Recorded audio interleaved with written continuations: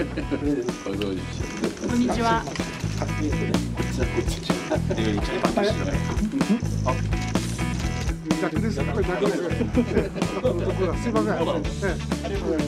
저번에 전화 통화로 한번 소통했는데 이렇게 얼굴을 직접 뵙게 되니까 너무 반갑습니다.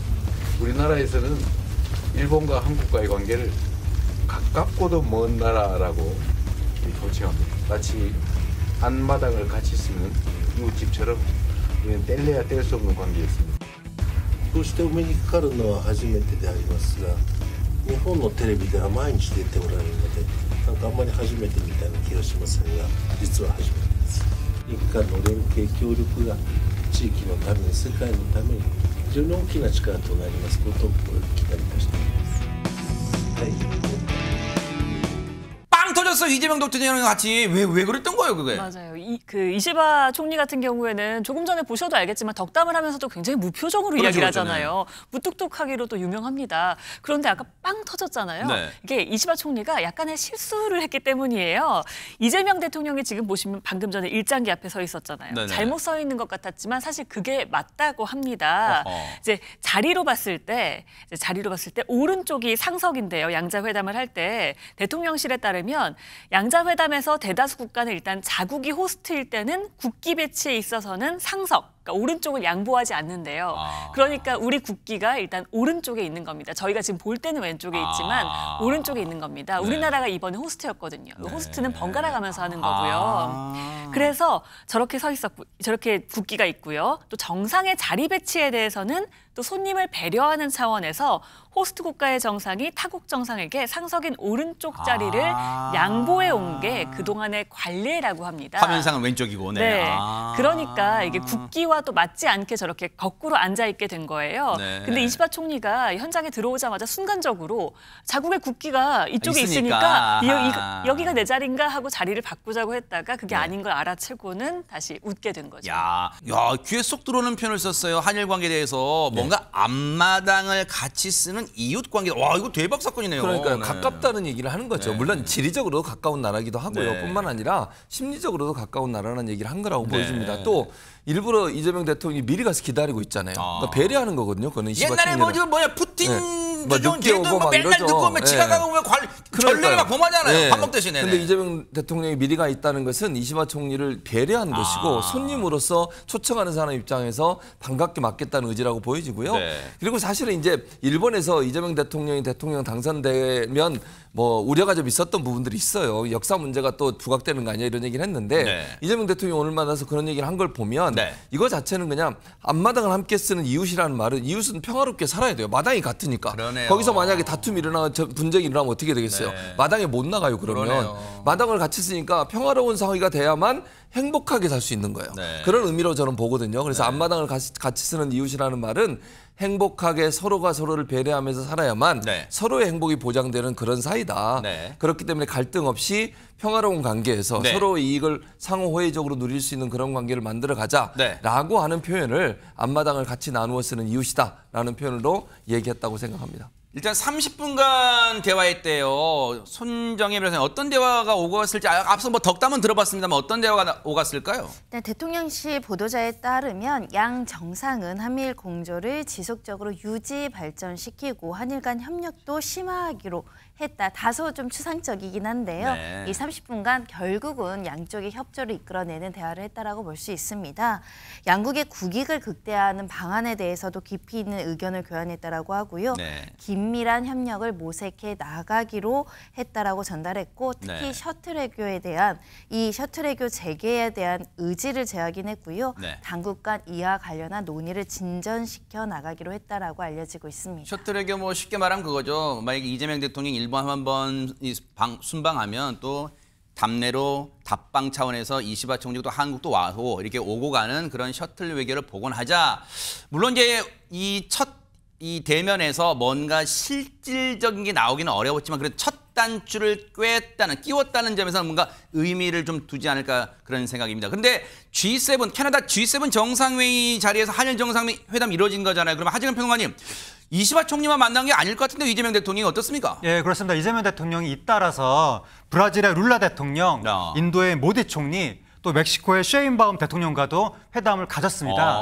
특히 그중에서 룰라 브라질 대통령하고 회담을 가졌을 때 네. 이렇게 어깨를 두들기면서 친근감을 표시하는 그런 장면이 나와서 화제가 됐는데 네. 두 정상 간의 공통점이 있기 때문입니다. 네. 그래서 보다 친근감이 지난주까지 만난 사이 같아요. 맞네요. 친근감을 표시했는데 네. 이 대통령이 소년공 출신이잖아요. 아, 네. 근데 룰라 브라질 대통령도 초등학교를 중퇴하고 선방공으로 생활을 했었습니다. 아, 그래요? 그러다가 노동자당을 창당해서 정계에 진출했던 것인데 네. 그래서 이재명 대통령이 룰라 대통령한테 가난했던 어린 시절의 어려움과 정치적 핍박을 이겨내고 선거에서 승리했다는 점이 나와 룰라 대통령의 공통점이다라고 이야기하기도 했습니다. 야, 근데 이담 아나운서 공통 분모가 있다는 것은 뭔가 처음 만났지만 서로 할 얘기가 그나마 많을 거란 얘기잖아요, 그러면. 그러니까요. 소년공으로서 이제 공감하는 일이 또 있었다고 해요. 네. 이재명 대통령 같은 경우에도 10대 시절에 소년공으로 일하다가 프레스기에 이렇게 왼쪽 손을 다쳐서 그렇죠. 손목이 좀 뒤틀리는 네. 일이 있었다고 했잖아요. 그런데 룰라 브라질 대통령도 1974년에 공장에서 프레스 조작자로 일하던 중에 왼쪽 새끼손가락을 잃었다고 해요. 아유. 이 이야기를 나눴다고 하는데요. 지금 저런 상황이네요. 사진에 나오네, 바로. 네, 맞습니다. 이 이야기를 하니까 룰라 대통령이 몇 살 때 일이냐라고 이재명 대통령에게 질문을 했다고 해요. 그래서 찾아보니까 이재명 대통령은 64년생이잖아요. 네. 그러니까 시기가 좀 비슷한 것 그러네요. 같아서 아마 물어본 것 같더라고요. 네. 그렇게 공감을 나누기도 했다고 합니다. 하지만 대통령으로선 또 룰라 대통령이 2번이나 대통령을 했고요. 네. 한참 선배잖아요. 그래서 이제 막 취임한 이재명 대통령에게 애정어린 조언도 했다고 합니다. 네. 어떤 이야기를 했냐면요. 네. 국민들이 뽑아준 이유를 절대 잊지 말아야 한다라고 또 이야기하기도 했다고 그래요. 하네요.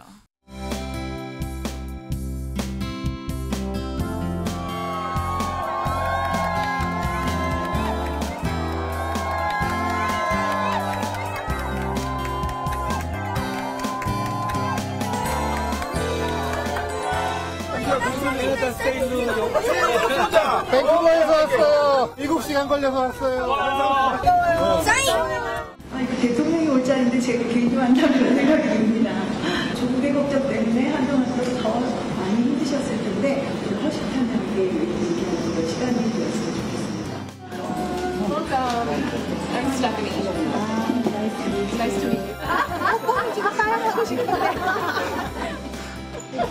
그래서 해 그러면 감독이에요? 아니에요, 비버예요. 아 비버요? 아 여기가 다르다. 직접 만든 거죠. 내조 조용한 행보만 하다 보니까 주로 사진 몇 장 정도만 공개됐지 육성은 정말 시청자분들도 오랜만에 들으시는 것 같아요. 그렇습니다. 말씀하신 것처럼 지난번 대선, 이번 말고 그전 대선에서는 이게 공개적인 행보를 많이 했었는데 네.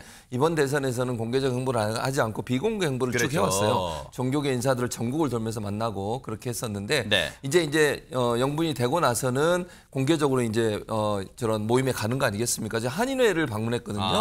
그러니까 캐나다를 방문해서 간담회에서 교민들을 만났는데 네. 여기서 김 여사가 말씀하시기를 이영만리 타지에서 한국인의 긍지와 자부심을 지키며 당차게 살아가는 일이 얼마나 힘든 일인지 새삼 실감했다. 아마 말씀을 듣고서 그런 얘기를 한 거예요. 왜냐하면 저도 뭐 미국에서 늘 말씀하기 13년 살았지만 네. 외국에 살면 태극기만 보면 눈물이 나와요. 그냥 외국에서는 네. 그냥 뭐 일상이 그러니까 지나가다가 길을 가다가 또는 우리나라 대통령이 누가 됐든 오면 그 감격이라는 거 이루 말할 수 없어요. 그렇게 감격스러운데 이제 대통령과 영부인이 오셔가지고 네. 한인회를 참 이게 만나주시니까 저분들 입장에서 너무 고맙죠. 네. 그리고 이제 많은 얘기를 하셨을 것 같은데 네. 새삼 세심하게 살피고 또 더 고민하겠다고 얘기하는 부분을 보면 저분들이 여러 가지 이제 외국에 생활하시면 어려운 분들 또 도움이 필요한 부분들 말씀하신 것 같아요. 그 부분을 대통령에게 얘기해서 정책적으로 외교 당국이 좀 잘 활용할 수 있도록 하는 방안으로 가지 않을까 하는 생각이 들고 네. 그리고 나서 이제 캘거리 교민 13년간 운영했던 한 식당에서 수행원들과 함께 점심 식단을 했다고 하는데 네. 그만큼 이제 교민들과의 관계를 좀 더 긴밀하게 가져가는 그런 기회를 가질까 하는 생각이 듭니다. 최진영 변호사님, 앞서 김혜경 여사도 직접 그 얘기를 했습니다만 물론 앞서 이제 최진모 교수님 말씀처럼 해외 교민분들 입장에서는 꼭 이재명 대통령 부부가 아니다 하더라도 대한민국 대통령이 정말로 그 나라 지금 이영만리 떨어진 캐나다든 어디든 뭐 다른 유럽이든 그 나라를 방문했을 때 너무 반갑습니다. 대통령이 환영합니다. 할 판인데 사실 우리 대한민국 국민들이 지난해 12.3 비상계엄부터 탄핵 국면 등등등 그리고 대선까지 정말 몸은 이영만리 타국에 있지만 마음은 늘 대한민국을 걱정했을 거 아니에요. 그러다 보니까 이번 대통령 이재명 대통령과 김혜경 여사의 방문이 정말 눈시울 뜨거울 정도로 반가웠을 것 같아요. 해외에 있으면 누구나 애국자가 된다라고 하죠. 실제로 저도 해외에서 공부하고 살아보면은 하늘에 날아가는 대한항공, 아시아나 항공기만 봐도 한국에 있는 그 마음인데 퍼스트 레이디, 어떻게 보면 영부인을 직접 만난다라고 한다고 하면은 마치 내가 대한민국에 있는 듯한 그런 느낌을 받는 건 아니겠습니까? 네네. 그리고 실제 그 교민들 생활이 굉장히 좋을 것 같지만 또 거기서도 나름대로 굉장히 애로가 많은 것도 사실 아니겠습니까? 네. 그런데 거기에 와서 같이 그 영부인께서 손을 잡아주시고 네. 또 같은 한복을 입어주시고 한다고 하면은 네. 그 자체로서 큰 교민들에게 네. 위로가 된다라고 생각을 하는데요. 네. 어쨌든 뭐 이제 리더십이 새로 섰고 또 새로운 첫 그 이재명 대통령 부부의 또 해외 첫 네. 무대였는데 나름대로 다른 어떤 것보다 영부인 외교는 비교적 성공적이었던 것이 아닌가 평가하고 싶습니다. 근데 손정희 변호사님, 시청자분들 그러실 것 같아요. 최진영 변호사님 방금 한복도 입으셨다는데 아니 지금 영상으로는 정장만 입었는데 무슨 한복을 입었다고 해요. 김혜경 여사가 이러실 것 같아요. 네, G7 환영 만찬에서 한복을 입었던 것이고요. 아하. 또 이제 영부인의 패션이라는 게 단순한 패션이 아니라 한 국가의 어떤 상징을 가진 이미지를 또 보여주는 멋있네요. 네. 것이기도 하고 네. 또 비언어적 외교 수단으로 여겨지기 때문에 네. 오늘 영부인이 무엇을 입었느냐 굉장히 대중들에게 관심을 받을 수밖에 없었습니다. 네. 그런데 첫 공식 외교석상에서 입은 옷이 보시는 바와 같이 한복 차림이었고요. 연 노란색 치마 그리고 녹색 저고리 차림으로 등장을 했습니다. 한복이 이쁘네요, 진짜 한복이. 네, 대통령실 관계자에 따르면요. 이렇게 많은 분들이 전통 의상 때문인지 김혜경 여사랑 같이 사진 찍고자 많이 요구를 했다라는 거예요. 분주하게 인사도 하고 같이 사진도 많이 찍고 연성 외교의 역할을 똑똑히 했다라고 평가하고 있습니다. 근데 이담 아나운서 한복을 입고 외교 무대에 첫 데뷔를 한 영부인이 꼭 김혜경 여사만 있지는 않은 걸로 제가 기억하는데요. 그렇죠. 문재인 전 대통령의 이제 김정숙 여사 같은 그러네요. 경우에도 외교 무대에 첫 데뷔를 할 때 한복을 입었었습니다. 바로 야, 저 때 저 사진인데요. 때도 멋있네요. 네. 2017년 6월입니다. 미국 백악관 환영 만찬에 참석했을 때 하얀 한복 저고리에 쪽빛 치마 그리고 비취색 장옷을 네. 입었습니다. 알려진 것처럼 김정숙 여사의 모친은 예전에 수십 년 동안 종로의 광장시장에서 그 포묵점을 운영했다고도 알려져 있거든요. 그래요? 그래서인지 문재인 전 대통령과 결혼할 때 이제 친정 어머니로부터 물려받은 옷감을 다시 물을 들여서 저렇게 제조를 했다고 하네요.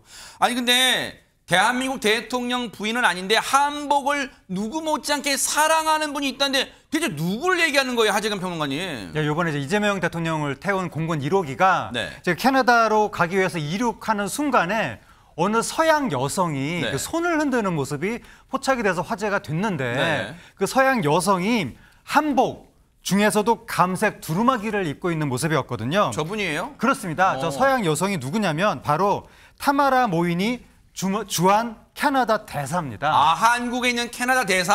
캐나다 대사인데 한복을 입고 우리 대통령을 배웅을 하는 거예요. 약간 좀 멋진 패션 개량 한복인가 봐요. 어머나. 네. 두루마기를 입은 건데 네. 저 모습을 본 누리꾼들이 저분 한복에 진심이시다, 멋져. 한복을 선택해서 우리나라에 대한 예의를 갖춰줘 감격스럽다. 상대국 전통 의상을 입는 대사님 멋지다. 이런 반응들을 보였습니다. 아니 근데 저렇게 한복이 잘 맵신하게 잘 어울릴 정도면 최진영 변호사님 한두 번 한복을 입어본 솜씨는 아닌 것 같은데요? K-팝, K-드라마에 이어서 드디어 K-한복이 어떻게 보면 한류의 하나로 등장하는 것이 그러네요. 아닌가 싶은데요. 말씀하신 것처럼 이번에는 감색 두루마기를 입고 나타나셨습니다만 네. 그때만 있는 게 아니었습니다. 지난 2023년 트리도 캐나다 총리께서 한국에 오셨을 때에 네. 그때도 개량 한복을 입은 그 타마라 주한 캐나다 대사께서 나오셨고 네. 지금 사진에 보이고 계시죠? 그때도 착착 오매 감기는 그런 흐름을 보이는 것 같고요. 네. 그러니까 2023년 그 당시 이제 한국 캐나다 수교 60주년 행사에 대해 네. 그 당시에 그 외무부 장관이 박진 전 장관이셨는데 그때도 이 그 모휘나 대사께서 멋진 개량 한복을 입고 거기다가 우리 개량 한복과 같은 거에 이 목도리까지 네. 했던 한껏 모습을 부린 모습이 어떻게 보면 금발이라고 해야 될까요? 네. 그 모습과 한복이 참 잘 어울렸던 것 같습니다. 야,